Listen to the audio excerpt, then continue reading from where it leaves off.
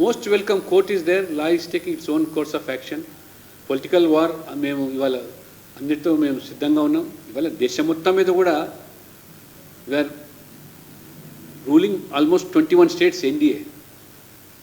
కాబట్టి ఇవాళ చట్టానికి ఎవరు అతిథులు కాదు. చట్టాన్ని కూడా తమకు అనుకూలంగా అన్వయించుకోవడం కూడా భావ్యం కాదు. నిన్న ముఖ్యమంత్రి రేవంత్ రెడ్డి గారు కూడా మాట్లాడుతూ వారు చెప్పారు, కాంగ్రెస్ మన బీజేపీ బీఆర్ఎస్ యొక్క ఉడంబకిలో భాగంగానే కాంగ్రెస్ మన కవితకు బెయిల్ వచ్చింది. అంటే మీరు కోర్టును కూడా ఒక రాజ్యాంగ హోదాలో ఉన్న ముఖ్యమంత్రి వ్యక్తి కోర్టును కూడా రాజకీయాల్లోకి లాగడము, న్యాయస్థానాలను కూడా రాజకీయ రంగు పులమడము, ఇది ఈ యొక్క కాంగ్రెస్కే చెల్లుతుంది. మీరు ఏ రాజ్యాంగం గురించి ఎన్నికల్లో మీరు పదే పదే మాట్లాడినారో, రాజ్యాంగం మారుతుంది బీజేపీ అధికారంలోకి వస్తుంది, రాజ్యాంగం మీదకున్న గౌరవం ఇది. వాళ్ళు సుప్రీంకోర్టు వారు it's a legal process. Bail అనేది బెయిల్ ఇస్తే దానికి బీజేపీతో ముడిపెట్టడం అంటే బీజేపీని అడిగి న్యాయమూర్తులు పనిచేస్తున్నాయి, న్యాయస్థానాలు పనిచేస్తున్నాయి. రేవంత్ రెడ్డి గారు క్షమాపణలు చెప్పడం కాదు, రేవంత్ రెడ్డి తరపు నుంచి వాళ్ళ ప్రభుత్వ మరి న్యాయవాదులు క్షమాపణలు చెప్పే పరిస్థితి వస్తూ ఉన్నదంటే ఇక్కడే కాదు, మొత్తం కాంగ్రెస్ పార్టీ దేశం మొత్తం మీద కూడా ఈ యొక్క మరి కాన్స్టిట్యూషనల్ బాడీస్ మీద ఎలక్షన్ కమిషన్ కానీ కోర్ట్స్ కానీ దాడి చేయడానికి పరిపాటి అయిపోయింది.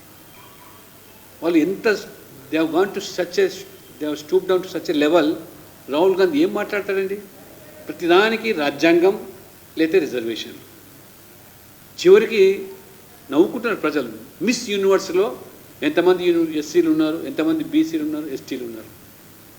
బడ్జెట్ ప్రవేశపెట్టిన దాంట్లో నిర్మలా సీతారామన్ గారు ఫైనాన్స్ మినిస్టర్గా ఇట్స్ ఎ ట్రెడిషన్.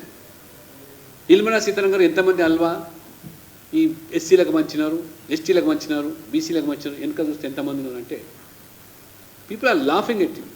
ఒక being a leader of opposition, what is the message you are trying to give?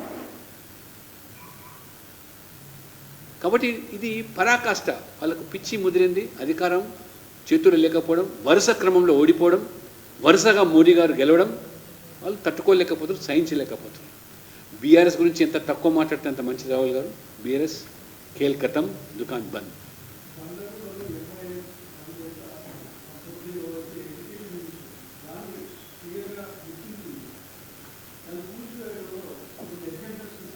నేను అదే చెప్తున్నాను, ఇవాళ రాజకీయ కోణంలో కాకుండా మీ చిత్తశుద్ధి చాటుకోవాలంటే ఖచ్చితంగా రేవంత్ రెడ్డి గారు ముఖ్యమంత్రి గారు మీరు చెరువుల ఆక్రమణలో గురైపోయినట్టయితే మీరు చాలా స్పష్టంగా పబ్లిక్ డొమైన్లో పెట్టండి.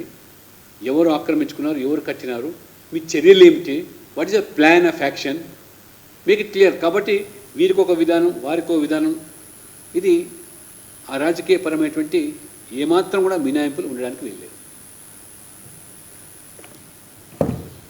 Okay, thank you.